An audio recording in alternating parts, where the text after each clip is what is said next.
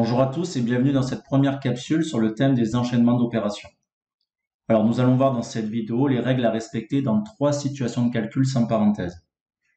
Lorsque nous sommes en présence uniquement d'addition et de soustraction, lorsque nous avons uniquement des multiplications et des divisions, enfin, lorsque le calcul à effectuer mélange ces 4 opérations. Allez, nous débutons par des calculs mettant en jeu uniquement des additions et soustractions, comme dans cette expression A.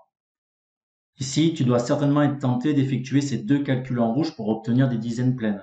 En effet, 38 plus 2 est égal à 40 et 14 plus 6 est égal à 20. Ceci faciliterait grandement le calcul. Or, c'est une erreur puisque par exemple pour le premier calcul en rouge, au lieu de retirer 38 à 64 puis d'ajouter 2, on retirerait 40 à 64, ce qui n'est plus du tout le même calcul. Dans ce type de situation, pour ne pas faire d'erreur, il sera nécessaire de respecter cette règle. Effectuer à chaque étape uniquement le calcul le plus à gauche. Allez, voyons cela. Nous commençons ici par 64 moins 38, qui est égal à 26.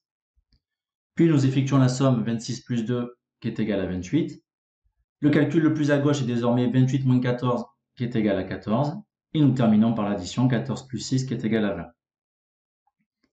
Si nous avions commencé par les zones en rouge, nous aurions eu le calcul 64 moins 40 moins 20 à effectuer, ce qui est égal à 4. Nous n'obtenons pas du tout le même résultat. Dernière chose, pour bien présenter ce type de tâche, tu ne dois pas faire de calcul intermédiaire.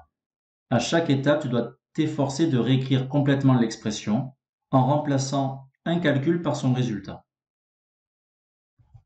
Allez, poursuivons avec les calculs mettant en jeu uniquement des multiplications et des divisions, comme dans cette expression B. De même que tout à l'heure, tu pourrais être tenté d'effectuer les 2 calculs en rouge pour obtenir 10. Et comme tout à l'heure, cela serait une erreur de faire comme ceci. La règle à suivre est ici identique à la précédente, à savoir effectuer uniquement le calcul le plus à gauche. Donc ici, 64 divisé par 2, qui est égal à 32. Puis nous devons faire la multiplication qui est la plus à gauche, 32 fois 5, est égal à 160. Puis nous poursuivons par la division 160 divisé par 20, qui est égal à 8. Et nous terminons par la multiplication 8 fois 2 égale 16. Allez, terminons par l'étude de la troisième situation lorsque les 4 opérations sont présentes dans l'expression comme dans cet exemple C1. La règle est ici, on effectue en priorité les multiplications et les divisions jusqu'à ce qu'il n'y en ait plus dans l'expression, puis on effectue uniquement le calcul le plus à gauche lorsqu'il reste que des additions et des soustractions. Allez, commençons par identifier les multiplications et les divisions. Alors attention, je te mets en garde. Effectuer un calcul en priorité ne veut pas dire que l'on doit écrire ce calcul en premier. Je te conseille dans un premier temps, pour ne pas te tromper, de réécrire la totalité de l'expression comme ici, et de remplacer le calcul à effectuer par son résultat. Alors, nous voyons ici qu'il y a une succession d'une multiplication et d'une division. Pour ne pas se tromper, on va occulter le reste de l'expression. Et là, on se rappelle de la règle qui dit qu'on doit effectuer uniquement le calcul le plus à gauche, autrement dit 5 fois 4.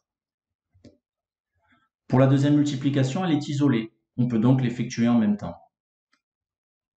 Donc nous obtenons 5 fois 4 égale 20 et 6 fois 2 égale 12. Nous réécrivons l'expression. Il reste une division, donc nous devons la faire en priorité. Et 20 divisé par 2 est égal à 10.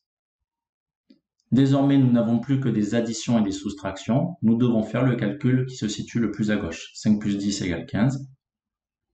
Et enfin, on termine par une soustraction. 15 moins 12 est égal à 3. Voilà, tu sais désormais les règles à maîtriser pour ne pas faire d'erreur de raisonnement dans ce type de tâche.